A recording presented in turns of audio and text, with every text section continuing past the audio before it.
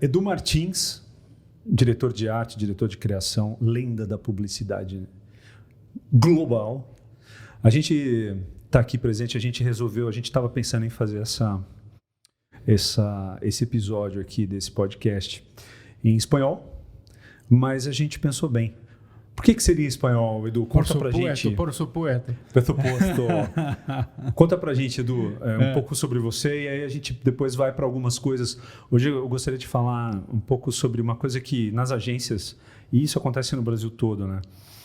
Até que ponto vai a criação, até que ponto vai atendimento, como que a criação interage com o atendimento, enfim, como que é o ideal, como que seria bacana isso acontecesse.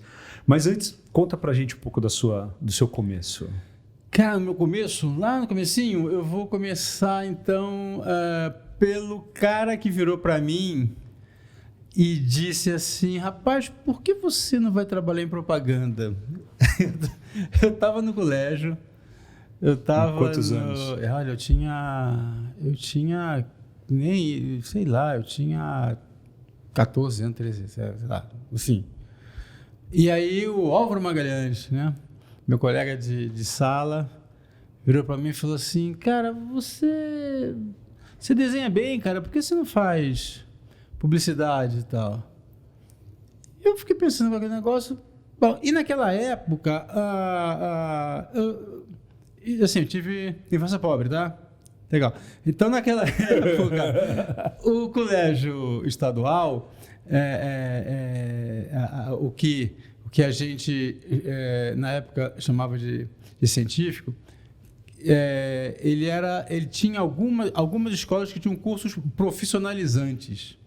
E perto da minha casa tinha uma escola estadual que tinha dois cursos. O curso de tradutor e intérprete, que significava temos aula de inglês, e o curso de publicidade.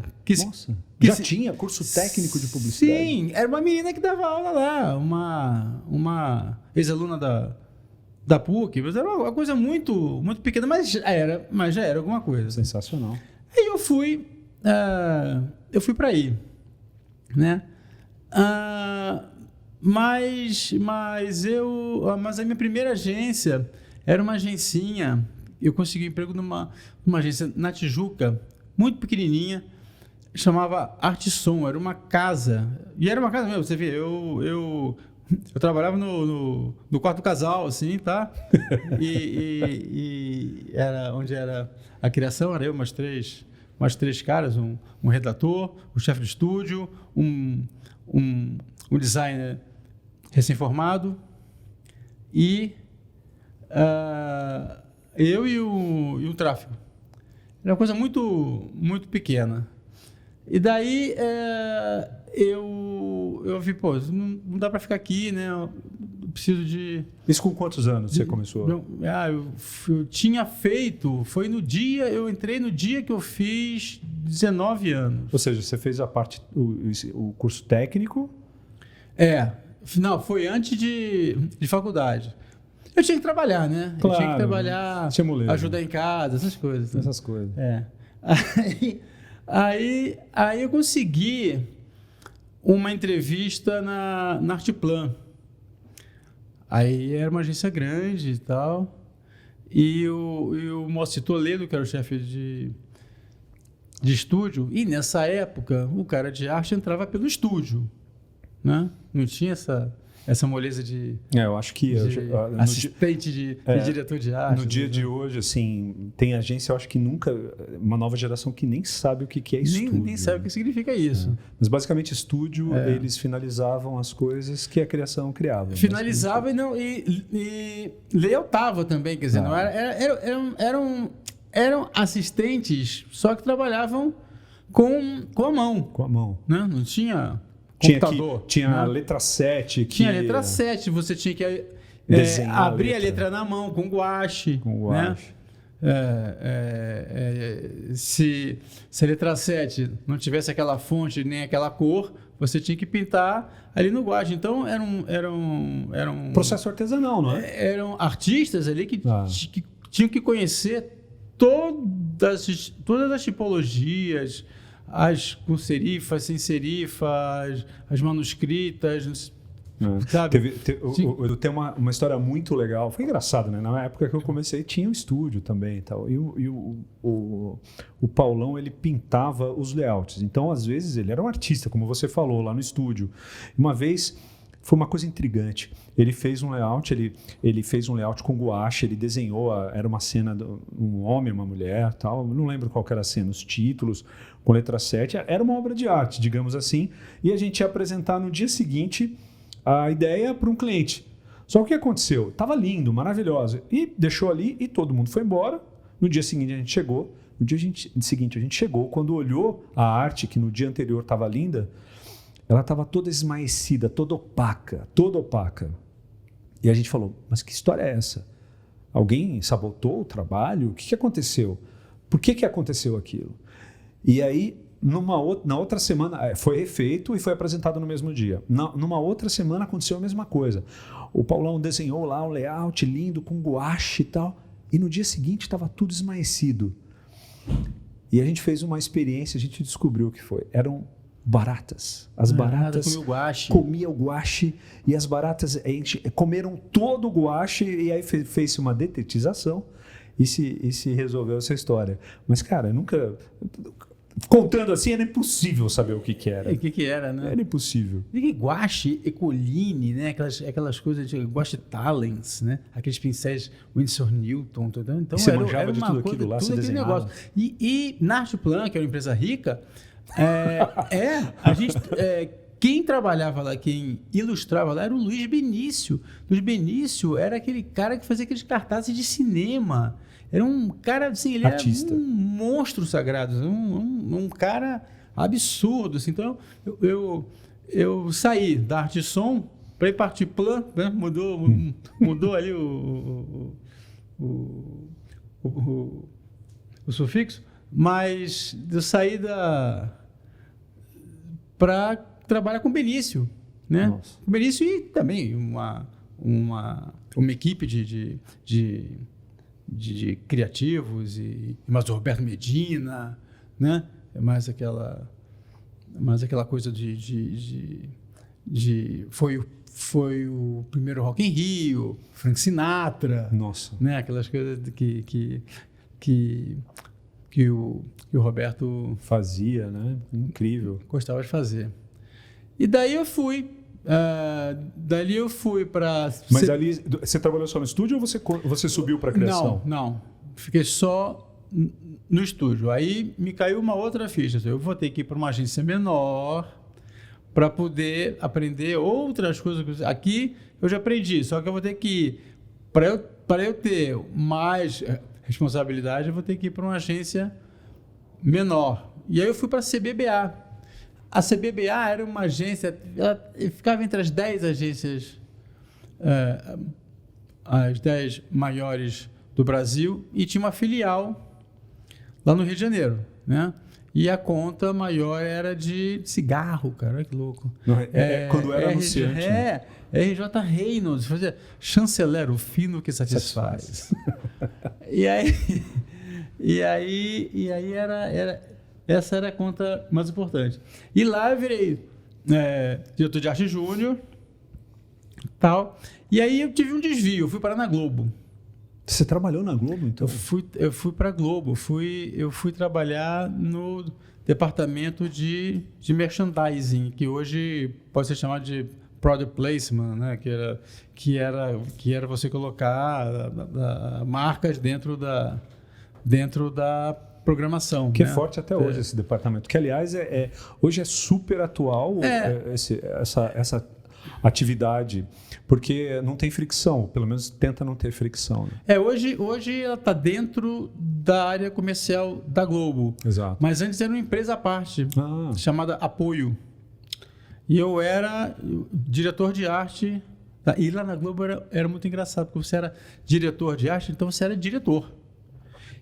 E na Globo, 6, 7 mil pessoas, você era um crachá, né? Então, quando eu entrava lá na Vênus Platinada, né? Aquele prédio lá da Lopes Quinta, entrava com crachá de diretor, as pessoas me viam e falavam, nossa, tão jovem. Tão jovem, já é diretor, diretor. né? Nossa, como é que... Não, incrível isso, é meio bozó. Funcionava essa história. E aí eu era o cara responsável por colocar as marcas dentro da novela, linha de show, tal. Eu era o cara responsável por dar visibilidade para as marcas, né? E assim era uma coisa meio que difícil de explicar para os meus amigos em casa, né? O que eu fazia, né? Então, um dia eu estava à noite lá e aí veio a explicação, né? Eu trabalhava com o Jorge Adib, era o diretor da Apoio. Então eu estava lá à noite, sentado, abre a porta, vem o Jorge Adib e o Boni. O Boni. O Boni Não pai. É o pai do Boninho. O pai do Boninho. Abriu assim e falou assim, Boni, este aqui é o meu Hans Donner. aí eu descobri que eu era o Hans Donner do Jorge Adib. Essa era a minha função. O Hans Donner é o que desenhou o logo da Globo e até hoje é o designer-chefe da Globo. Eu era o Hans Donner do... E quanto tempo você ficou lá, Edu? Fiquei uns bons 3 anos, assim, tá? Deu para aprender um monte de coisa, assim, dentro da... Mas eu queria agência, eu gostava de agência, eu gostava de propaganda. E aí eu saí de lá e, novamente, eu caí numa agência pequena. Uma agência chamada Professa. Daquelas agências que é bom você ficar na recepção para você ver a correspondência como chega. Agência professora, promessa, processa, profissa. Isso aí é tudo, só não saía professa, né? E o dono da agência, o Jorge Maranhão, era um filósofo. Olha só. Ele gostava de filosofia e odiava publicidade, né? Mas por que ele tinha uma agência? Sei lá. Eu já conheci um monte de gente que tinha agência e odiava publicidade. Já conheci vários, Conheci vários. O Roberto Medina, mais ou menos, ele gostava muito do Huawei ali. De evento. Música. Mas o Jorge odiava. Então tudo ele levava para o campo da filosofia, né? E, gente, era só um anúncio às vezes ali, né? Não tinha que filosofar. Aí eu tive uma proposta para contemporânea. Aí, de novo, eu voltei. Contemporânea, mas é uma agência maior. Mauro Matos, claro. o Armando Rosenberg, né? Esses caras lá eram referência lá no Rio. Eu conheci o Mauro desde a MMC, Rego Monteiro. Então, eu fui trabalhar com o Mauro. O Silvio Matos, o filho dele, né? Sim, Silvio Matos. O Silvio Matos era um menino que vinha da escola, que sentava na sala do pai no sofá e balançava o pezinho, porque ele não... Porque ele era pequenininho. Ele é pequenininho. Mas era menor ainda. Então ele balançava o pezinho ali e tal. E a contemporânea era nova, devia ter uns 1 ano, 2 anos assim, de vida. E eu fui para lá. E lá eu ganhei o meu primeiro olhão. Poxa vida. Aí foi legal. O primeiro olhão de filme. Também só tinha filme na época, né? Na época só tinha filme. Era uma época... Pois é, né? Hoje tem qualquer coisa, né? Hoje vale qualquer coisa. E que filme que foi? Era um filme com o Papa. Um filme que era um filme... um filme para tapete, né? Filme para tapete era complicado porque você tinha que fazer com que a câmera fosse no chão, né? Então é uma história que tinha que ir para o chão, né? E eu lembrei que o Papa João Paulo II, naquela época, ele tinha essa coisa de que ele viajava para os países, chegava nos países, a primeira coisa que ele fazia. Descia a escada, tapetão vermelho, ele saía do tapete, beijava o chão e tal. Então eu falei, isso pode ser uma ideia. Então, estamos falando de 87. 87. 87? 87. E aí achamos um sósia do Papa, um baiano que era igualzinho o Papa. E aí o Papa descia de uma escada do avião da TAM, tinha um tapete vermelho, ele ia beijar o chão, apoiava a mão no tapete e sentia toda a maciez do tapete São Carlos. Né? E ele reconhecia, falava, São Carlos, com aquela voz de Papa, né? Então, aí esse comercial foi pro ar um dia e como a casa do bispo era do lado do doutor Roberto Marinho, então o bispo, bateu palma, o cardeal, lá. né? O cardeal bateu no muro assim, bateu palma, falou, olha, estamos com problema. Aí tiraram do ar o filme e foi pro ar só uma noite. Mas deve ter feito sucesso, né? Ganhei um milhão. Porra, sensacional. Eu já fui excomungado já. Mas foi um dos primeiros Leão. leões, assim, ou era comum mandar para prêmio naquela época, mandar para Cannes? Já era comum. Não era comum fazer filmes para Cannes. Não. Né?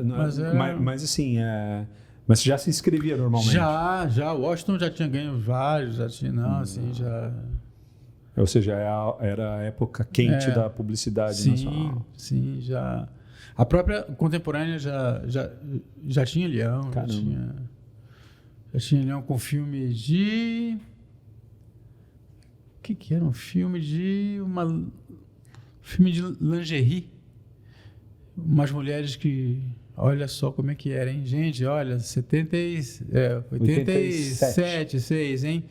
Eram mulheres jogando bola de roupa íntima. Gostaria de ver esse filme hoje. Não pode falar isso, cara. Não pode? Não, você não... Não deveria falar isso? Você não deveria falar isso. Você não gostaria de ver esse filme. Entendi. Mas a gente é politicamente incorreto aqui. Pois é. Tudo certo. E daí... com o Leão veio projeção. O Leão veio projeção. Aí eu fui para VS Scala, trabalhar com outro cara legal, muito legal do Rio, que era o Lula Vieira. Pô, o Lula escreve até hoje no próprio MAC, é engraçadíssimo. O Lula é engraçadíssimo. O Lula é uma figura assim da gente não querer ir para a agência e sair da agência no fim do dia. A gente ficava na sala dele de papo. Ouvindo história. A gente não queria ir embora para casa. Ele era muito legal. Ele é muito legal. E também fiquei um tempo lá. Depois eu voltei para Artiplan. Aí já com o Fábio Fernandes. Né? O Fábio era o diretor de criação com 20 e pouquinho anos, assim, e tal. E ele me chamou e eu fui para lá, feliz da vida, assim.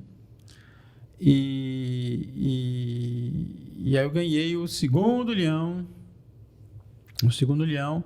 de Cannes, também de filme, porque só tinha filme naquela época. Só de filme, que foi começou um concurso de inglês.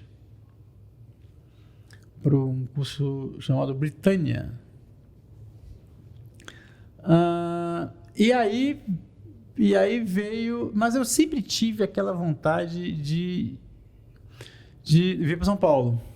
Sempre, desde muito cedo, né? Então, sempre que eu podia, pegava um avião, eu ligava... Marcava com um, com o outro. E era uma coisa muito estranha, porque assim, eu ligava pro Washington Oliveto, ele me atendia. Pô, que show. Eu ligava pro Clóvis Calia, me atendia. Eu ligava pro Recife Tranjan, me atendia. Eu falei, cara, é muito legal São Paulo. Eu quero pra lá. Todo mundo me ouve, todo mundo me vê. Todo mundo me atende. Todo mundo é simpático, todo mundo é legal. Eu quero ir pra lá, pô. Legal demais. Aí quando foi 90, no final de 89, eu vim para Propeg, aqui em São Paulo, com uma indicação do Geraldo Rodrigues Neto, me indicou e eu fui para Propeg, trabalhar com Haroldo Cardoso, que era um baiano completamente louco, gente boa, que tinha de maluco, tinha de legal. E depois veio Plano Collor, né? Aí eu fugi para Espanha. Aí tem essa coisa de O Plano fazer... Collor pegou a grana de todo mundo, só sobrou R$50 no banco para todo mundo. E curiosamente todo mundo falou não, tudo bem. É um absurdo, né? Coincidentemente, eu tinha... nessas idas para Cannes, eu conheci espanhóis lá. Eu fiz amizade lá com um cara chamado José Luis Esteu, que é meu amigo até hoje. E eu fui para trabalhar numa agência chamada Slogan. O nome é péssimo, parece agência de fundo de quintal, Slogan. Layout e publicidade. Mas era muito legal, a agência era muito legal e tinha a conta da ONCE, Organização Nacional do Cego de Espanha, que é uma conta gigante. Que é uma conta gigante, uma das maiores contas. Até hoje, eles ganham quase todo ano. É uma conta muito importante lá.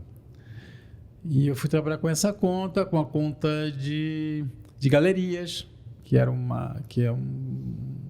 o segundo Corte Inglês, né? Lá, então.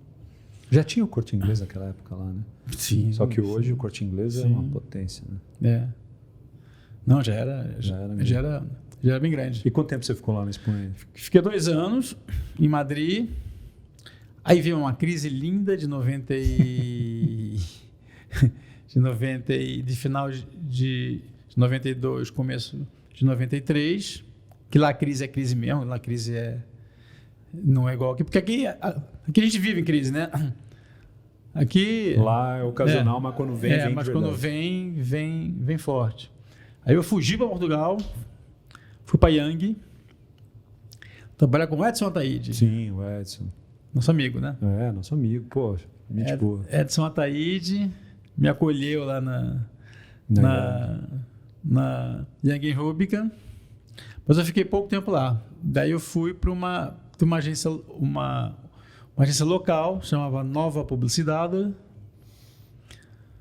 de uns portugueses bem interessantes lá, que eram bem legais, que tinha uma empresa gigante que era o Novo Design. E que era uma potência em termos de design Mas na Europa você ganhou o Leão também? Portugal. Ganhei na Espanha. Ganhei na Espanha. Ganhei na Espanha e em Portugal. Em Portugal. Lá na Nova. Isso. Foi um filme para os Correios. Sim, eu lembro desse filme. É muito legal esse filme. Um filme para os Correios. Era uma mudança de código postal. Isso. E a gente fez um filme. Foi um filme para uma concorrência. Nós ganhamos a concorrência, fizemos o filme que ganhou a concorrência e ainda ganhamos o Leão com o filme que... Então, foi uma coisa... Muito bacana. Bem diferente, assim. E aí, eu estava lá na nova publicidade, me liga Fábio Fernandes. Ah, você estava lá em Portugal e o Fábio te ligou. Eu estava lá em Portugal. E Fábio Fernandes... Já tinha trabalhado com você, devia gostar pra caramba. Acho que sim. Aí ele me ligou e falou assim... Você... quer voltar ao Brasil? Eu falei, sim, mas para onde? Não, eu estou montando uma agência com 2 irmãos árabes. Como é que irmãos árabes? O que é isso? Como é que é, Fábio? 2 irmãos árabes? Eu falei, eu não posso falar. Eu falei, cara, eu tô do outro lado do oceano, cara. Você não pode falar. Porra. Pô, é Satinsat, pô. Ah, bom, tudo bem, então tô indo. aí resolvi assim, não. Ah, então tudo bem, então vai. Então vamos. Mas os caras são ingleses, né? Ele falou árabe, mas os porque caras... É Sati, né? Por causa do nome. E aí eu, no começo de março, né? Aterrisei aqui para a agência do Fábio. Que era? Que ano? 94. 94. E cheguei, segundo eles, eu cheguei usando um blazer vermelho. Eles tiraram um sarro de mim. Efeito espanhol, né? Efeito... Você acreditou, europeu. Né? Usava blazer, né? E era grená, não era vermelho, era bordô. meu blazer bordô. E E aí começamos, né, cara? Começamos uma agência que só tinha que conta... é a Finasca, Satsat, que, pô... Começou com com FSS, né? FSS. F Satinsat. E com, sei lá, 10 dias passou a ser Finasca Satinsat. Mudou com muito pouco tempo Caramba. de vida. E lá eu fiquei 10 anos, né? Do que mais você gosta do que você fez lá na FNASC? Assim, algumas coisas, assim, uns 4, 5 trabalhos. Tartaruga de Brahma. Eu vou depois postar os links aqui embaixo, aqui no pessoal assistir. Eu gosto muito de um filme de escola, que até o Fábio cantou na palestra que ele fez agora no clube. No Clube de Garçom. Se você vai num bar e o garçom diz que a escola acabou, mas tem outra que desce redondo também, resista. Esse ele fez junto lá nas madrugadas. Nas madrugadas. Inclusive, né? Nessa palestra que o Fábio falou, ele falou que vocês ficavam muito de madrugada trabalhando, né? Muito, porque o Fábio era o dono da agência até às 7h30, né? E depois virava redator, filho da mãe. E redator de 8 para frente. E aí... Ele contou uma, aí você pode contar uma dele, que eu lembro. Ele contou uma muito engraçada, né? Que sei lá que horas que era de madrugada, que você chegou, a TV estava ligada, que você viu lá um comercial qualquer lá, tocando, e o Fábio falou... e aí o Edu virou pra mim e falou, tá vendo, porra? Ele falou de um jeito... Tá vendo, porra? Propaganda é isso, é fácil, porra. Vamos fazer isso e vamos embora. Eu chorava, eu ficava assim, porra, Fábio é fácil, olha ali, meu. Porra. Era uma queixa, né? Era uma queixa doída, assim. Né?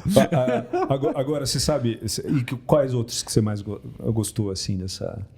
Nossa, provavelmente trabalhar com o Fábio deve ter se divertido pra caralho. A gente fez junto Mares Ideais, né, que foi divertido produzir aquilo ali, né, que foi o primeiro filme subaquático que eu fiz, assim, que eu participei. Que mais? Puxa, assim, Brahma e Skol tinha um monte de coisa. Fez muita coisa, né? E quantos leões você ganhou lá? Na Finasca eu ganhei 1 leão, que é uma fábrica. Não, mas o filme de fábrica de Skol. Fábrica de Skol, mas os sucessos que vocês fizeram tá na cabeça de todo mundo. Sim. Impressionante. Sim. Mas o foco ali não era... O foco não era o leão, o foco ali era criar a história, né? Criar a história, exatamente. Criar a história, né? Poucas agências, acho que pouca ou quase nenhuma agência no Brasil. A W Brasil fez história. Fez a história que a Finasca fez, né? Fez história. E agora, assim, uma coisa assim, o Fábio Fernandes sabe, ou ele vai ficar sabendo por aqui, que você trapaceava... O Fábio no videogame, ele sabe? Não, ele sabe. Ele sabe. Mas é recente, ele sofreu muito com isso. Não, foi no dia que eu saí de lá. Foi no dia que eu saí de lá que eu fui para Yang, tive uma proposta do tipo irrecusável, né? De cargo e de dinheiro, assim, né? Tinha que... Era a grande chance, assim, de dinheiro. Durou 2 anos, né? Mas foi. E aí, quando eu fui me despedir dele e tal, foi aquela coisa, só eu e ele, naquela sala de reunião enorme. Quantos anos trabalhando juntos? 10 anos. 10 anos, é uma vida. Tive uma traiçãozinha que eu fui para Clique, né? E voltei para a agência Clique, porque eu fiquei muito curioso com digital, a história do digital, né? Achava que eu tinha que ir e tal, mas eu fui muito cedo demais, era 2000. O digital era muito embrionário, tal, então eu... Aí você voltou logo. Aí eu voltei. Eu vi como é que é, falei, não gostei e voltou. E voltei. E aí, nessa reunião, tal, a gente se despedindo, tal, lágrimas, abraça, tal. Aí ele foi embora, estava se afastando. Eu virei para ele e falei, Fábio, Aí ele parou assim, virou, deu aquela virada assim de pescoço, cinematográfica. E eu virei para ele e fiz assim, uma coisa para te falar. Ele sério, né? Aquele momento tenso e tal. Assim, na hora de fazer a curva, aperta o P que o carrinho vai no automático. A gente corria... tem que fazer um preâmbulo. Tem um preâmbulo. A gente disputava Fórmula 1 online, né? Era um jogo online de Fórmula 1. Então... Tinha os atalhos, né? E tinha os atalhos, né? Então foram 10 anos enganando. E você ganhou durante 10 anos. Ganhei muito. Não ganhava sempre porque o Lima falava assim, cara, hoje eu tenho que aprovar um filme, pô, deixa ele ganhar, senão eu tô fodido. Então. Desculpa, viu, Fábio? Muito bom, cara. E aí, qual foi a resposta que ele te deu? Filho da puta, né? Vai tomar no cu. Por aí, né?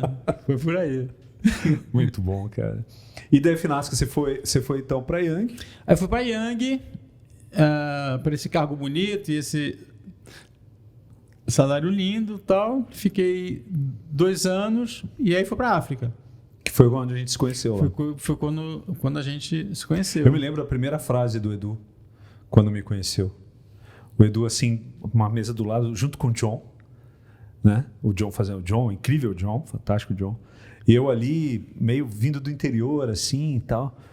Aí o Edu olhava pra mim, e depois você me contou, né? Falou assim, puta, tu aqui é o Flávio, tem uma cara de mau caráter. Na verdade, ele tem uma cara de bonzinho, mas cara de bonzinho deve ser mau caráter. É mau caráter, você é mau caráter. Você falava, era muito engraçado. É o meu jeito de fazer amizades. Amizades longas, inclusive. O Eco Moliterno, o Eco, ele estava lembrando. O primeiro dia que eu vi o Eco foi no banheiro da agência Clique. Ele estava em xixi do meu lado. Eu saí assim, passei por ele, dei um empurrão. Eu falei, xixi, eu dei um empurrão. Você nem conhecia ele? Não conhecia. Aí ele achou ótimo, achou muito legal. Fazendo amigo, influenciando pessoas.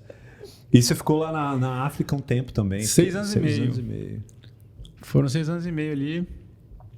E foi muito engraçado. A África era muito engraçada. Era muito... Uma experiência intensa. É uma experiência intensa, né? Porque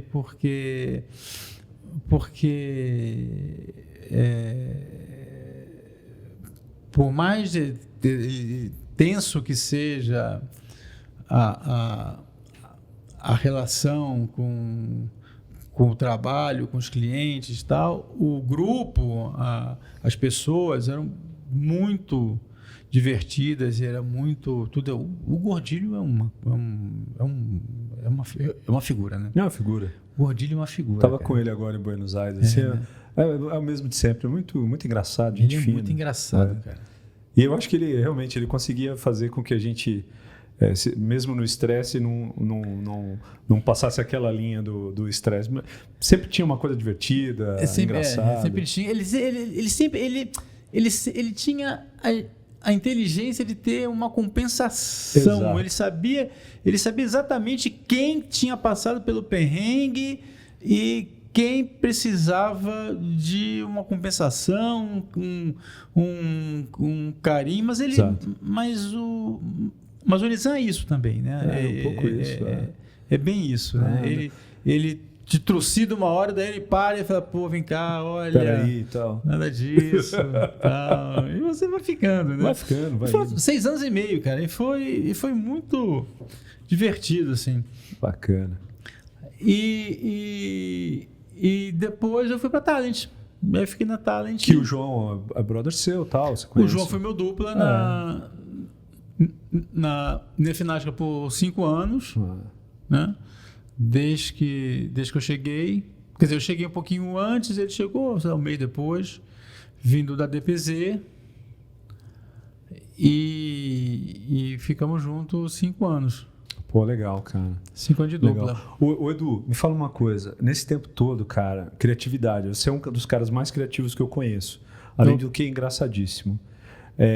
sei lá, top 3 dos gênios da criação que eu conheço. Tanto de coisas... E agora eu já sei por quê. Porque tanto de coisas diferentes, criativamente falando, que hoje estão super na moda, né? Como o No Racing Team que você fez há 10 anos atrás, eu estava na sala, eu vi e falei, putz, genial isso. E quem está em casa vai ficar curioso. Até mesmo filme craft, filme que a gente vê que putz, tem roteiro e tal. Cara, o que você fala sobre criatividade? Porque assim, o Manual Prático de Criação, ele busca dar caminhos de criatividade, caminhos de... Para quem está ouvindo a gente. Cara, aonde você se baseou a sua criatividade? Onde você baseia? No quê? No bom humor? Ou que em referência? Um monte de gente se baseia em referência. Você procura o quê, Edu? Como que você fez a tartaruga da Brahma, que vai estar copiada aqui embaixo? Como que você fez o... de onde você tirou, cara? Como é que funciona isso, cara? É bom humor? Isso é coisa de carioca? É formação? Você aprendeu em casa? De onde você tirou isso? Assim, eu sempre fui um cara gaiato, né? Eu sempre fui um cara que... Faz piada de tudo. Que não leva nada a sério e, consequentemente, às vezes também não soube levar a sério, né? Então, eu sempre opto por uma saída engraçada, né? Isso é uma coisa sua, hein? É uma coisa minha. Eu sou do humor. Então, quando a gente sentava lá para criar, já que você deu o exemplo de tartaruga, né? O Fábio também, né? O Fábio, ele é aquele cara sério e tal, mas o Fábio, você nunca viu o Fábio imitando uma aula de aeróbica. Você já viu? Eu já vi. Entendeu? Você nunca viu o Fábio contando o roteiro para o cliente, né? Ele se joga no chão, ele faz diverte, Então assim, essa coisa do humor, ela está presente na maioria dos criativos por um motivo muito simples. Assim, em 30 segundos você consegue fazer rir. Você não consegue fazer chorar em 30 segundos. Não, você precisa de mais tempo. Você até consegue, mas precisa de mais tempo. Você precisa de muito mais tempo. Uma questão de tempo. Né? Em 30 segundos você conta uma piada. Né? Ainda mais agora nos formatos de 5, 10. Exato. Bicho, é uma piada e tem que ser, bicho, muito rápida mesmo. Tem alguns especialistas que dizem que num roteiro de 1 minuto hoje, ou de 40, sei lá, do tempo que for, a cada 3 segundos você precisa de um catch para poder manter a audiência da molecada hoje. Então, tem gente que diz isso. A cada 3, 4 segundos. E tem um roteiro que é clássico, que eu também vou colocar embaixo aqui, que é fruto dessa tese, que a cada 3, 4 segundos tem um grande catch que vai gerando atenção. Mas tem também um monte de coisa hoje que está voltando a ser, pelo menos o que eu vejo, assim, o craft, saber contar uma história bacana, que o roteiro seja legal e ter tempo também para contar. Eu tenho visto algumas coisas assim. É que hoje com digital, né? Você tem esse tempo maior, né? Esse tempo mais elástico, né? Então você pode realmente emocionar de outras formas, né? Mas quando você tinha os 30 segundos da televisão, exato, né? Não, a forma mais segura era você fazer rir, né? Então você deu o exemplo, né? Tartaruga veio de uma continuidade do Siri, que foi o Fábio que criou, né? Ou seja, a Tartaruga veio do Siri. Porque a gente sentava e pegava aqueles catálogos de foto do Get Image. Sei, do Image Bank. Image Bank, de animais. Ah. E ficava ali Pensando, né? Pô, será que sapo rola alguma coisa? Sapo, pô, as pessoas falam de sapo, tal, cobra. Não, cobra, pô, é peçonhento, né? Cobra não é legal. Tal, não sei o que, tal. E aí, pô, tartaruga, né? E era assim que saía, né? Pô, que divertido. Pensava num bicho, pensava 10 minutos, saía alguma coisa, não saía, outro bicho. E nessa época e hoje em dia, fazia muita coisa para escolher uma ou já ia meio direto ao ponto? Não. Na FNAC é uma outra escola, né? Você não é da quantidade. Não é da quantidade que sai qualidade, né? Era da qualidade que sai qualidade. E no né? começo da tua carreira também era assim? Você tentava muita coisa? Sim, não. Foi sempre mais na mosca, assim? Foi sempre mais na mosca. É por isso que é genial, né? Porque assim, para mim foi o contrário. Para mim eu precisava fazer muito para poder achar alguma coisa. É assim, porque quando você leva para frente 30 ideias, a probabilidade da pior ser escolhida é muito grande. Fala um pouco sobre isso, porque tem escolas que dizem que a quantidade é importante, tem escolas que dizem que não é tão importante assim, mas aí você tem que ter um critério melhor. Isso que você falou é verdade. Assim, quantas e quantas agências, qualquer parte do Brasil, do mundo, deve ter nas suas gavetas verdadeiros leões guardados, mas só que na hora não soube encontrar, não é? A melhor ideia para apresentar. Sim, né? Quem garante que alguém é capaz de, entre 30 roteiros, puxar... Olha aqui, esse gorila tocando bateria, é genial. Não dá, cara se perde ali dentro. Ele se perde. Como faz para se achar, Edu? Como que faz um criativo que está ouvindo a gente? Um cara lá do interior, sei lá, ou de um bairro distante, como que ele aprende o critério? Não, ele tem que descartar o que ele não gosta. De cara. Se não é bom, não vai para frente, nem escreve, nem roteiriza. Entendeu? Mais vale você chegar com 5 ideias que você acredita do que você chegar com 30 para o teu chefe ver que você trabalhou, que você fez. Né? Agora, tem agência que vai cobrar de você 30. Mas é uma perda de tempo às vezes. É uma perda de tempo. Agora, Edu, como você aprende critério?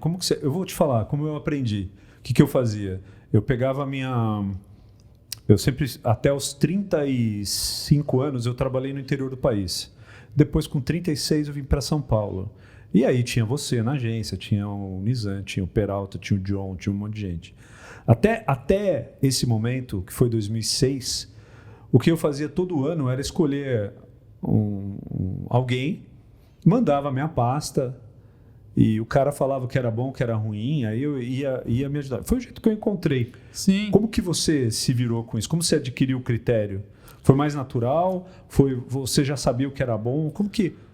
Cara, é assim, você vai vendo o que acontece no mundo, e não só em propaganda. Eu sou um cara que eu gosto, assim, eu sou muito consumidor de filme, de série. Então quando eu penso alguma coisa, eu tenho mais ou menos uma ideia de se aquilo pode ser evoluído ou se eu vou jogar fora. Entendi. Entende? Um dia lá na Yang... Desde o início foi assim? Desde o início. Um dia lá na Yang, veio um redator para mim com 25 roteiros. Aí eu virei para ele e falei assim, cara, boa. Assim, quem não tem critério para escolher, não vai ter para fazer. Exato. Certo? Eu não vou ler 25 roteiros. Não vou ler. Escolhe os 5 que você mais gosta e me apresenta. E da próxima vez, se der, entra com uma folha aqui só e fala assim, olha aqui do caralho isso aqui. Entendeu? Entendi. Porque é assim que funciona. Só que existem escolas Exato. de propaganda que vendem e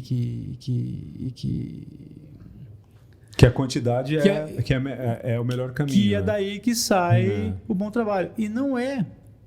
Porque se você não conseguir descartar o que você não gosta e não vê possibilidade de ir para frente, pô, não há critério. Bacana. E hoje em dia, o que é mais interessante é que você tem que ter critério para diversas coisas, não só para a qualidade e o craft da ideia, enfim, mas sim a duração. Você tem que ter critério para ver o estilo. Você tem que ter critério para saber se vai para o Instagram, se vai para o Twitter, se vai para a TV, se vai para a rádio, para onde você vai pegar. Você tem que ter vários critérios. Você falou em duração, né? É muito engraçado. Quando os formatos começaram a crescer, por conta do digital, eu comecei a ver umas peças assim, que eu falava assim, mas para que 3 minutos, pô? Para que 4 minutos, 5 minutos? Peraí, já está tudo contado aqui, cara. Sabe? Eu ficava... Tem essência, né? Não precisa. Exatamente, cara. Porque não precisa. Você não precisa. Mas tinha muita coisa. Hoje não, né? Hoje não, mas eu vi muita coisa de 3 minutos, 2 minutos. Era quase um deslumbre com a fartura, né? Com a fartura, né? Agora eu posso. Agora vamos vingar. Fazer as coisas aqui. Curta-metragem. O Edu, e assim, da sua parte toda, da sua experiência toda, e você foi sempre um cara que eu via indo muito ao cliente, você vai muito ao cliente. E muita gente tem dúvida, e muita gente se pergunta, né? Pô, criativo tem que ir para o cliente, criativo tem que ir, tem que participar, criativo tem que ir lá pegar briefing. Como que você vê isso aí? Sabe que numa vez eu estava lá na Ambev, e eu virei para Paulinha, era dia 17 do mês. E eu virei para ela, para Paulinha Lindenberg, e falei: Paulinha, hoje é dia de sair o pulso, né? A medição do resultado das campanhas. Hoje é dia de sair o pulso. E aí ela virou para mim e falou assim: criativo que sabe o dia do pulso? Aí eu fiquei rindo para ela. Porque, assim, quando você começa em propaganda, você começa porque você gosta de propaganda, certo? Mas, com o tempo, você começa a desenvolver e adquirir uma paixão pela marca. Você acaba caindo de amores pela marca. Então, essa coisa de você ir muito no cliente faz parte de um processo de você cuidar daquela marca tanto quanto o cliente cuida. Você pega amor pelo troço. Você pega amor para aquele negócio. Então, na África, eu e o Carlos Fonseca... Isso, né? Carlão, o grande Carlão. De Carlos Fonseca. A gente vivia dentro da Ambev. Sabe, a gente ia uma Ambev, sei lá, 3 vezes por semana. Sabe? E a gente sabia de tudo que estava acontecendo. Então, e os atendimentos... Oscar Ferreira, o Edu Simon, e depois o Marcelo... O Marcelo Passos? Marcelo Passos. Isso. Né?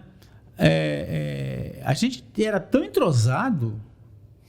Não tinha aquela coisa de atendimento, criação, não. São executivos criativos e gente séria querendo um bom resultado. E era uma coisa que não era sofrido você ir pro cliente, ficar dentro da Ambev. Não era. Né? Coisa que assim, eu continuei fazendo com a Heineken. Né? Quando você foi para na Talent. Né? Isso eu sempre vi da tua parte, eu acho que é sempre um dos mitos da publicidade, essa coisa de separação total, essa coisa de intriga, é um mito, né? Entre atendimento e criação. Essa é uma agência de atendimento, essa é uma agência de criação? Não, é uma agência de ideia. Se não tiver o atendimento e se não tiver a criação, não sai. o criativo acaba ficando com medo de ser cúmplice do erro do cliente. Exato. Né? Mas acontece que mas o papel dele é não deixar que o cliente erre tanto. Exato. Né? Fazer com que o cliente seja cúmplice do seu acerto. Né? Exato. E isso é um trabalho em cima disso, né? É um trabalho, ou seja, não tem nada, não tem almoço grátis. Entreguei uma folha de papel, alguém vai me trazer... Aliás, isso é um ponto interessante, né?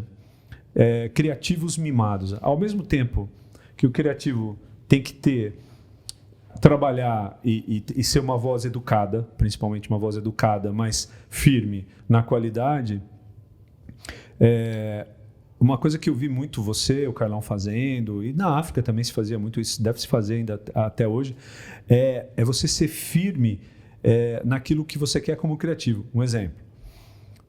Essa coisa de criativo mimado, de você pegar uma folha de papel, dar para o seu diretor de criação ou para o atendimento e achar que ele vai trazer de volta aquilo produzido pronto e vai brilhar e você vai ser o astro, não existe. Não existe. Nunca existiu, na verdade, cara. Isso em alto nível. E nem isso também de você ser o dono do roteiro, né? Ser o dono da ideia, né? Cara, isso aí é uma coisa só mito, é uma bobagem, não é? De turma, cara. Isso é, entendeu? É turma, você tem que ir de turma, cara. Você tem que ter uma turma legal e batalhar e todo mundo junto. Não dá pra fazer sozinho, cara. Não é homem-bumbo. Não entendeu? Dá. Homem-banda, né? Homem-banda. É uma banda mesmo. Tem que ser uma banda mesmo, tem que ser uma orquestra. Edu, fala uma coisa. Você tem algum caso de algum filme que você teve que pegar depois do roteiro e ralar pra cacete pra produzir aquilo que senão não saía? Puta, a última peça, a última coisa que a gente fez de Heineken, que foi Itubaína, a última peça que eu fiz na Talent, foi muito legal. Foi das cadeiras? Que vai estar aqui também. Foi muito legal de ser feito, mas foi um trampo para conseguir colocar dentro de um custo, né? A gente queria fazer um trabalho legal, de vulto, porque a gente achava que a marca precisava e merecia, mas dentro de uma realidade orçamentária curta, cara, foi uma eu acho que eu orcei o filme com todas as produtoras com todas as produtoras de São Paulo. Até encontrar uma que conseguisse. Até encontrar a Berry Company, o pai, o João Papa, que deu sangue, né? Para fazer. Deu sangue para colocar de pé. Foi um parto e toda assim, e também por conta de orçamento, né? Toda a parte de digital eu fiz no meu computador, aquelas coisas que eu faço, né? Sim. Eu sento, abro o After Effects e faço máscara, corto dali, remendo de lá e tal. Passa as madrugadas todas. Passa as madrugadas todas e tal. E todo o trabalho de digital foi produzido na minha máquina, assim, mas eu fiquei orgulhoso de ter feito, ficou muito legal. Que legal. Mas assim, foi um suador, foi duro, mas o cliente a fim de fazer, a agência a fim de fazer, todo mundo a fim, foi um processo de aprovação foi suave, o que pegou mesmo foi colocar aquilo dentro de um orçamento que estava fora da... E aí vem aquela coisa, contexto, né? Poxa, uma agência de São Paulo, poxa, o Edu, um cara brilhante, um cara que é nome de rua, lá na Tijuca, poxa... Na Tijuca... Essa coisa sempre funciona com o carioca. Pô, mas ele vai ter problema de orçamento? Não, cara. Assim, o Brasil todo precisa saber. A realidade, nas suas proporções, é essa, né, Edu? Tem. Cada um tem uma determinado patamar e na proporção. Mas a realidade é sempre essa. O dinheiro é curto, né? É isso. Foi duro, mas foi um sucesso de... Passou em todo de lugar. Share, foi um sucesso de venda, De foi um venda sucesso também. de pesquisa, foi um sucesso bem de pesquisado. todos os... Sim, foi tudo deu certo, tudo. Por quê? Porque estava todo mundo pensando positivamente, todo mundo querendo Fazer. E era o time ali, né? E era o time. Era o time. Né? Por isso que... Não tem homem-banda, não. Era o time inteiro lá. O Edu, fala uma coisa. Lolo, Pedro Guerra. O Lolo também tá com você. Rezende. Sabe? Bacana. E Edu, me fala uma coisa, cara. Em relação a... então, você disse bastante isso, né? Ou seja, a relação da criação com o atendimento, com mídia, com o planejamento, com todas as áreas, né? Não tenha mais aquela... Eu nunca vi isso, na verdade. Existia um mito, né, do cara estrela. Aliás, eu vi alguns 2, 3 estrelas na vida que desapareceram, né, sumiram. Mas não tem, né, Edu? Na verdade é isso. É coisa de turma e todo mundo no mesmo barco, né? Não, o cara que se acha... Assim, porque assim, o cara que se acha mais inteligente, ele não percebe que existem várias inteligências, né, cara? Então tem a inteligência dele, mas tem a inteligência do atendimento, tem a inteligência do cliente, e ele tem que entender aquele tipo de inteligência e adequar a inteligência dele à inteligência dos outros, né? Porque senão fica assim, eu sou o gênio, todos são idiotas e eu vou sofrer muito pela vida fora, né? Em alto nível de criatividade nacional, pelo menos, até internacional, o que a gente vê, quanto mais a gente sobe, a gente vê pessoas firmes, sim, pessoas com opiniões, sim. Você é um cara que tem muita opinião e você defende suas opiniões, mas cada vez mais você vê pessoas também doces e que ouvem e que não querem errar. Para não querer errar, você tem que ouvir também, né? Isso é muito, muito claro, né? Isso é muito claro. Eu via muito na África, a gente discutia muito, né? As pessoas discutiam muito, defendiam seus pontos de vista, defendiam as suas ideias, mas até um certo ponto onde havia um argumento que, não, realmente, um argumento aqui, enfim... isso não em 100% dos casos, mas na maior parte dos casos, né? E para a carreira de criativo ou para a carreira de atendimento, planejamento criativo, poxa... É necessário esse entrosamento de ter o time. Por isso que a gente ficava dentro do cliente para que equívocos e acertos fossem resolvidos o mais rápido possível. Eu me lembro bem disso. Edu, e os homens coxinha? Quem são esses? Você lembra dos homens coxinha que a gente comentava? As pesquisas diminuíram bastante isso, não é? Cara, não sei não, hein? Será? Não sei não. Porque isso é uma parte da publicidade que realmente é difícil você ver. É difícil você ver uma pesquisa que realmente colabore, né? Que realmente desde o Don Draper, né? Você lembra que no Mad Men tem uma cena que eu adoro. Assim, eles chamam as secretárias para fazer uma pesquisa de cosmético, né? E do outro lado da sala está o Don Draper e o cliente, né? E o cliente vira para o Don Draper e fala assim: não é incrível que o seu futuro esteja na mão de jovens de 19 anos? O Don Draper para ele fala assim: o meu futuro? O meu não, o teu. Exatamente. Mas não, eu acho que assim, hoje vou dar de novo o exemplo de Itubaína. Itubaína foi pesquisado, sabe como? Com uma coisa que eu nunca tinha visto. É uma empresa que ela te envia o filme pelo celular. Você vê o filme em casa, por exemplo, no celular, e você aciona a câmera. Dependendo da tua reação, Olha só. da tua expressão facial vendo aquele filme, o filme Mas não tem aquele momento da coxinha. O momento da coxinha funciona assim. Por quê? Porque geralmente as pesquisas não eram tão. Você fala de grupo? Tão boas assim. Geralmente num grupo as pessoas comem coxinha e tal. Aí depois alguém teve um dia. Puta, alguém quer mostrar que é mais inteligente. Não, mas aquele quadro, o cara é cineasta, estudei cinema e tal. Isso durante. A gente viu muito tempo, né? Não que as pesquisas não sejam, em alguns casos, favoráveis, mas esse tipo, no caso, eu nunca tinha visto e achei. Não, eu fui para a reunião para ter o resultado dessa pesquisa, morrendo de medo. Falei, nossa, que negócio de câmera é essa? Não sei o quê. E o resultado foi super favorável.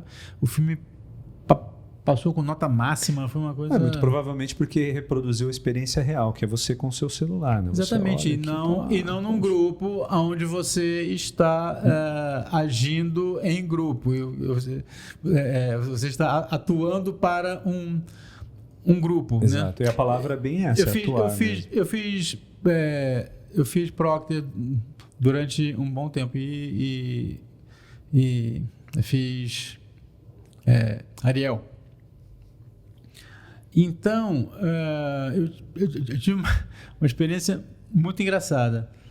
Era assim, um grupo, era uma mesa redonda e a moderadora ficava aqui e em volta dela as pessoas. A moderadora era uma moça bem pequenininha, bem magrinha, certo? E do lado dela sentou uma mulher muito grande, muito gorda. Acabou. A mulher gorda, a mulher grande, ela dominou o grupo. A opinião dela passou a valer e a moderadora desapareceu. São relações intersociais, isso aí é difícil aí manter uma posição isenta, é complicado. Então eu cheguei a sugerir que a próxima moderadora fosse gorda, certo? E que a mesa não fosse redonda. Porque para ninguém sentar do lado dela. Olha só. É muito, muito interessante. Parece bobagem, mas isso... Não, vale. Muitos filmes morreram, isso acontece. Muitas boas ideias morreram com isso, muitas... Né? Realmente, ter um bom resultado de pesquisa é difícil. E das coisas todas do entorno, aproveitando que você tem bastante experiência do entorno todo do sistema de publicidade, assim, do que você vê, do que você acha que é o futuro, o que você acha de comunicação hoje, o que você acha que... De tudo isso que a gente falou, de atendimento, de criação, de pesquisa, de cliente, o que você acha que vai acontecer com a comunicação? Olha, eu acho que hoje ainda está se dando muito valor mais ao meio do que à mensagem, né? Existe muito uma preocupação de eu vou estar na frente do meu cliente, na frente da minha audiência, na hora tal, no dia tal, na hora que ele estiver pensando isso, fazendo aquilo e tal. Mas o que eu vou dizer, o que eu vou dizer, como eu vou estar, né? É como se você fosse para uma festa onde vai uma mulher linda e você quer muito ela, certo? Então você descobre que essa mulher, descobre pelo Face, pelo Twitter, pelo tal, através de algum dado, certo? Que essa mulher vai numa festa e você chega lá nessa festa, né? Achando que só o fato de você ter ido na mesma festa. Só que outras pessoas têm acesso ao mesmo dado, e chegaram lá mais bonitas, mais malhadas, mais bem vestidas, com um papo melhor, um hálito legal e tal. E ela não te deu bola. Ela não te deu bola. Né? Isso é uma pura verdade, Edu. Mas agora eu estava lendo alguma coisa sobre ROI, né? Sobre Return of Investment, e o termo novo surge um termo novo que é o ROX, né? Return over Experience. Eu fiquei muito feliz com isso. Porque envolve isso que você está falando, narrativa, envolve isso. Ideia. Não importa se você fez o seu investimento seguindo a sua Bíblia, seguindo tal. Se a experiência não foi boa, você vai ter que rever o seu jeito de pensar. Você sabe, Edu, a gente está gravando isso em novembro e agora, na última semana, saiu, não sei se você viu, uma matéria com o CMO, né? O Chief Market Officer da Adidas, reconhecendo que nos últimos 4 anos ele se preocupou muito. Eu vi isso. Você viu isso, né? Eu vi isso. Ele se preocupou muito com o fato da mulher da mulher estar na festa e não do que falar para ela. E ele se arrepende disso, porque é se preocupar muito com performance. É igual alguns outros exemplos, né? Você lembra do Maxwell Smart? Sei. Você lembra do Agente 13? Quem era o Agente 13? O 13 era o que ficava sempre escondido dentro do... O 13 achava, exatamente, ele aparecia nos lugares mais inusitados. Se o Maxwell Smart estava no banheiro, o 13 aparecia no armarinho do banheiro. Ou aparecia na privada, aparecia... É quase como uma programática. E o que acontecia com o 13 quando ele aparecia? O Maxwell Smart... Vão estar os links aqui embaixo. O Maxwell Smart falava, qual que é a mensagem? Ele falava, não sei. Só vim aqui, eu esqueci. Então você tem uma oportunidade de ouro, você fica trancado no mesmo elevador com Barack Obama e você queria falar com o teu ídolo e você não sabe o que vai dizer para ele. É mais ou menos isso que o que você está falando agora que está querendo mudar, né? E ao mesmo tempo, as ferramentas para você encontrar esses caras são cada vez mais fantásticas, cada vez mais incríveis. Você escuta a coisa e fala assim, nossa senhora, dá para fazer isso mesmo? Dá, é caro também, é caro também, mas dá. Então, isso aliado a uma boa ideia, uma boa criação, uma boa produção, uma coisa... Até mesmo a produção faz parte. Exatamente. Né? Porque aquela coisa assim, quantas vezes a gente ouve, não, faz lá no celular, tá todo mundo fazendo no celular. Não. Não ganha impacto. Não. É como você não complementa. Tudo isso que você está falando faz parte da mensagem. Né? É a ideia, a produção, a qualidade de finalização, o craft de tudo isso. Né? É muito fácil. Todas as pessoas do mundo corporativo, quando chegam em casa, o que elas fazem? Elas vão ver séries no Netflix, ou onde for, e elas vão atrás de craft, cara. Ninguém vê série feita no celular. Exatamente. As séries são lindas, mano. Cada vez melhores. Game of Thrones... Cada vez custa mais caro. Hoje custa, sei lá, 11 milhões de dólares. O episódio, 11 milhões de dólares. Até o modo... Eu acho que essa é uma evolução que vai acontecer. Né? Primeiro chegou esse esplendor do... eu posso encontrar a pessoa em qualquer lugar...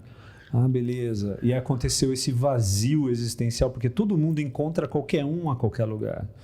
Né? E nessa era da atenção que você gera dividendos quando você está olhando para cá, você tem impacto, ter craft, é fundamental. E o Netflix está ajudando isso. Né? Netflix, Prime Video. Você sabe que a HBO, eles falam que eles não fazem nenhuma série cujo o episódio custe menos de 3 milhões de dólares, porque não vale a pena. Porque sabe que ninguém vai assistir. Não vale a pena, não vai ficar bom. Olha só. Ele já tem essa ciência. Os dados também servem para isso. Né? Bacana. Então, o que a gente pode dizer, assim, se tudo der certo, é que daqui a um tempo a velha e boa, a comunicação bem feita é ela que vai liderar, porque senão não vai ter. Vai voltar, eu também acho. Vai voltar. Eu acho que essa questão da importância da propaganda ela é cíclica. Ela não existia no começo, certo? Ela não existia antes de Bernbach. É verdade, né? Ela não existia. Ela não existia. Essa relevância toda não existia. Essa relevância toda não era meramente informativa.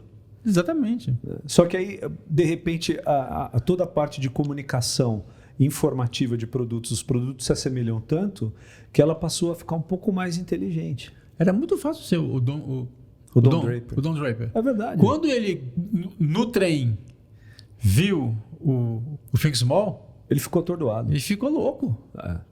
O que é isso? Né? Não entendeu. É isso? Não foi o Think Small, foi o Lemon. Foi o Lemon, não foi o Think Small. Foi o Lemon. Foi o Lemon. Quando ele viu o Lemon, ele falou, pô, o que é isso? Mano? Hoje a gente estava falando sobre esse passado, né? Que é o Bill Bernbach, a DDB, né? A DDB tinha acabado de ganhar a conta da Volkswagen. Aliás, para ganhar a conta da Volkswagen, essa é uma história muito bacana, a DDB era uma agência bem pequena e eles contrataram atores. Na visita da Volkswagen Norte América na DDB de Nova York, eles contrataram atores, porque eles não tinham muita gente. Então tinha gente lá trabalhando meio ator e tal. E a principal campanha deles, que foi esse Think Small para a Volkswagen, ela foi, isso está no livro do Alex Pericinoto, ela havia sido reprovada. O Alex Pericinoto, fantástico, homem fantástico da publicidade nacional, ele foi visitar a DDB nessa época em que ela havia sido, estava lá na parede e tal, mas é tipo assim, um ano e meio depois da campanha sair, e o redator, um dos redatores lá, que trabalhou na campanha, contou para ele que ela havia sido reprovada e demorou-se um mês e meio para se aprovar, com argumentos, enfim, com diversas forças para poder aprovar e botar no ar uma campanha que hoje é icônica. Para dizer também que não é fácil a nossa profissão. Não, se hoje é difícil, você imagina nos anos 60? 60. Nossa. Edu, vamos terminando aqui, que a gente já está batendo quase 1h30. Nossa. Mas passou rápido. Coitado de você que está ouvindo. Poxa, que show, Edu. Mas obrigado. E o que você diz aí para essa galera? Porque o programa nasceu, esse podcast nasceu um pouco para falar com quem está começando em comunicação, independente se vai fazer qualquer tipo de comunicação. Você, por exemplo, hoje está escrevendo séries, além de estar fazendo publicidade. Sim, virou um hobby, assim. Eu tô escrevendo comédia, estou escrevendo ficção e estou me divertindo com isso. E você vê com olhos otimistas o futuro da nossa comunicação? Tem gente que é pessimista. Como é que você vê, para quem está ouvindo? Não, muita coisa muda, muita coisa vai mudar. Vai mudar não, né? Está mudando, né? Está mudando. Muita coisa está mudando. Mas o fim, não. Como não? Vão ser outros players, outras pessoas, outros skills, outra coisa, mas... Mas você vê com positivismo, no sentido que a comunicação está ficando cada vez melhor também, né? É claro. Se você juntar tudo, se você juntar tudo que se faz... Tem muita coisa ruim, mas isso sempre existiu, né? É sempre. 5% de qualidade e o resto... Não, eu acho que assim, eu só não posso precisar o que vai acontecer, mas que vão acontecer coisas incríveis, não. Que bom. Edu, obrigado por ter vindo aqui e, poxa, a gente tem que repetir um outro com outra abordagem para aproveitar toda a tua experiência e o teu bom humor. Obrigado, cara. Obrigadão, cara. Valeu, Flávio.